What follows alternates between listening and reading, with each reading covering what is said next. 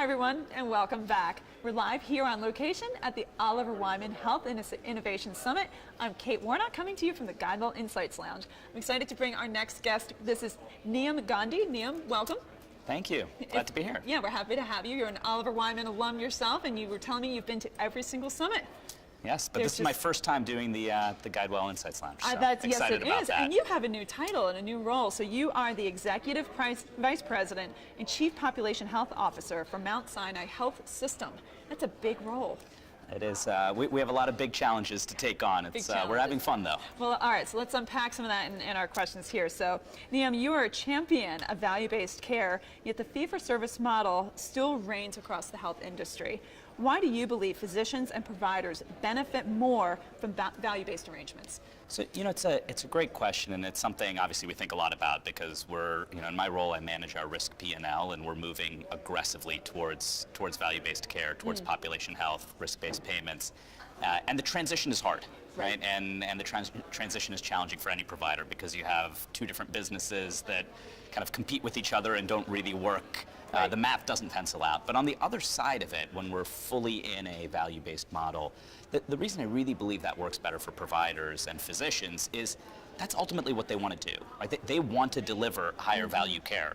And when I talk to our physicians, especially the primary care physicians, they have to make decisions every day in what they do in the fee-for-service world, or they used to have to make those decisions in the fee-for-service world that were in patient interest, that were outside of their own economic self-interest. Every time a physician spends an extra 3 minutes with you explaining something, well, in a fee-for-service world, they could be seeing the next patient and getting paid again. And so being paid for value, we have this wonderful opportunity finally to actually align our incentives with our customers and our consumers' incentives so that we can actually deliver the care that we've always wanted to deliver and that we do many times deliver, except actually get paid for that rather than just getting paid for something arbitrary. And crazy enough, get better outcomes. Exactly. Yeah, shocking, wow, yeah, right?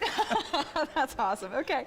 All right, so Niyum, more attention is being paid to health inequities within the system, especially as we see poor Americans become poorer year over year. What's a sustainable approach to including all Americans in the health system, and how can payment reform help move the needle? So we think a lot about this at Mount Sinai because we're a quaternary academic medical center, destination for care, but we're the community hospital for East Harlem. We're the community hospital for Central Harlem, for parts of Brooklyn and Queens. I mean, we have a patient mix that spans across all payers, and as we think about this, I think one of the payment reform is necessary. Absolutely. In a population health oriented model, we can deliver better care. We can integrate with social services more effectively. We're doing a lot of work with community health workers, food insecurity, housing insecurity, and that works a lot better in a risk model where we're responsible for total cost of care. So yes, payment reform is absolutely necessary. It's not enough though, and to kind of illustrate that, we have about 100,000 full risk Medicaid lives. We have another 25,000 full risk Medicare lives with the same health plan.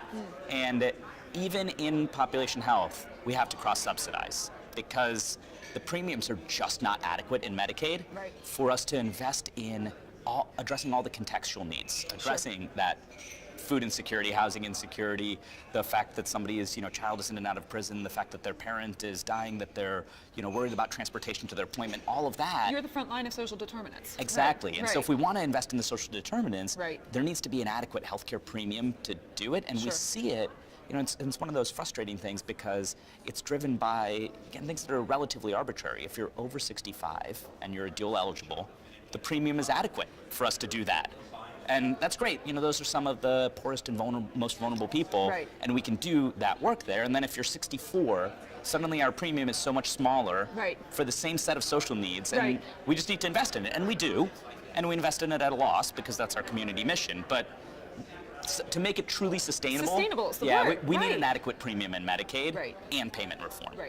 All right. Hopefully we have the right people working on that.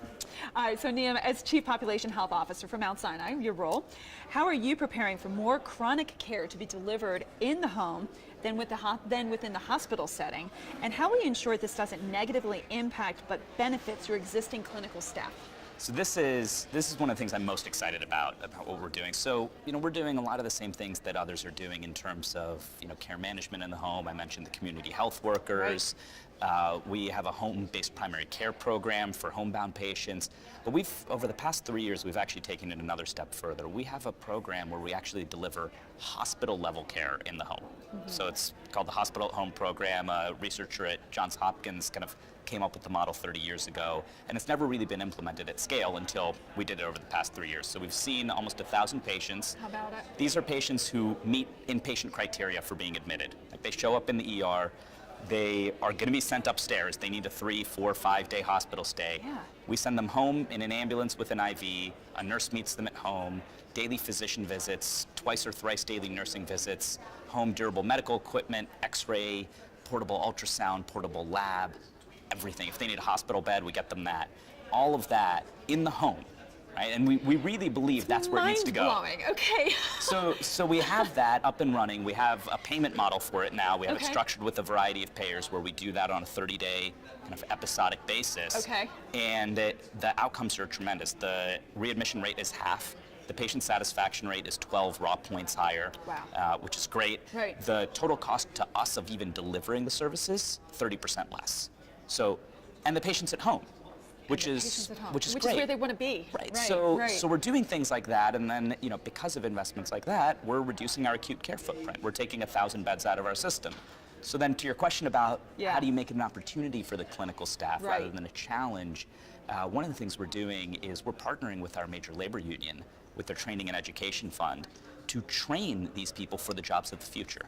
So we're offering them, in partnership with the union, free training for the roles that involve delivering care in the home, Right. care management, complex case management, diabetes disease management that may be delivered in the home or in the practice or telephonically rather than in the hospital. So, and we have great labor partners on this that are investing in it with us to actually take this workforce and prepare them for a future model where it's not all hospital-centric. Right.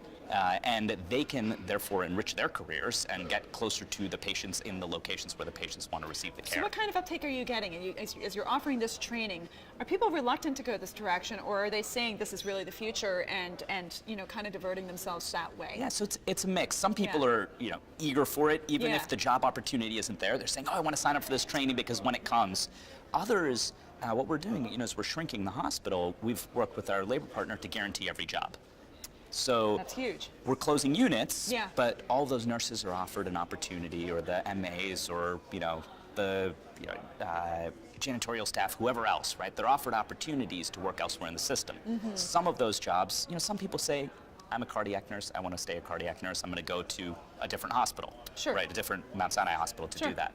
Some say, well, I'm really eager to get involved in some other sort of work. Yeah. And then all these jobs are available, posted, and then there are training components for each one so that they can get the skills that they need. So a lot of people, they kind of start to examine it when they realize these opportunities are out there. Right. But we do have these, and I love talking to the people who just are so invested in advancing their own skill set. There are some people who, they're planning no shift in their career right now, but they're just saying, hey, wait, you're gonna help me learn about how to manage social determinants of health? I'm in. I'll take the course. I can't hear you talk about this and not bring up Joanne Jenkins and the fact that the CEO of AARP was here as a keynote and really talking about how people have a very often, a misperception about what aging means. And it seems to me that with the healthcare workforce that you have at Mount Sinai, you probably have a whole generation of people that are ready to make that pivot. They've been the cardiac nurse and ward for as long as they want to be, and now you're giving them an opportunity to really open another chapter in their lives. Yeah, it's really exciting. It's an exciting time in being able to do things like that in healthcare. Oh my gosh, that's really fascinating. Okay, let's take it back for your final question, down to the consumer level. So there was a quote from one of the people that I follow on social media. Her name is Annette McKinnon. And she is a steering committee member of the Patient Advisors Network. She's actually based out of Canada, and her Twitter handle is Anetto, A-N-E-T-T-O. She had this to say: where is the attitude that patients are part of the team in healthcare, that we are partners? Why are we always asked to participate inside a predetermined frame? And when will we see co-design of new policies and ultimately co-production. How would you respond to Annette? So, Annette is right, first of all, and that may not be popular for me as a provider to say, but she is absolutely right. I think we have a problem in healthcare where we are fundamentally much more paternalistic as an industry than most others. And we, I even hear it in the language some people use of, well, the patient may want that, but what they really need is this, right? And so, I get it from the science side of that. However, it's kind of an off way of thinking if you think about being more consumer centric. I think it's important as we try to fix that though to think about why that happens. So healthcare is this odd industry where we have the consumer and the customer are different. The person who actually consumes the care is different than the person who pays for it. Right. And so sometimes when we say they want this but they need this, what we actually mean is the consumer wants this but the customer wants something else. Right. And so if you really want to deliver high-value healthcare, you need to dynamically optimize across consumer and customer needs, wants, at the same time and enhance both, which is hard, but that's the triple aim, right? Improve patient satisfaction, decrease cost, that's the consumer and the customer, while improving quality. Right. I think we're seeing movement in this though, and the best example is actually, just yesterday when we did the immersion tours here, when I saw UT Southwestern, what they did in building their new hospital. They had over 800 community stakeholders involved in the actual design of everything for their hospital. Wow. They said, we're building a new hospital, we're inviting the community in, and everything from the layout to how they were structuring clinical floors to everything, soup to nuts. Patients were at the table and doing that co-production, and we're doing that in smaller ways in some of our practices that are focused on the highest need patients. We're getting rid of the kind of patient-centered medical home patient advisory group sort of model, which is, to her point, that's the overly prescribed model. Right. We're actually inviting them in to co-create. Yeah. And we need to figure out a way to do that at scale. Right. But I think I'm seeing exciting movement there. It's probably not fast enough for Annette, but I hope that we get there soon. Right, but you're starting in meaningful ways. So yeah. All right, well, Niyum, this has been a tremendous conversation. Thank you so much for joining us. Thank you so much for having me. I love having you here. We'll definitely have you again next year. I'm sure you'll be back. All right. Thank you. Thank you. This is Kate Warnock. Thank you so much for watching.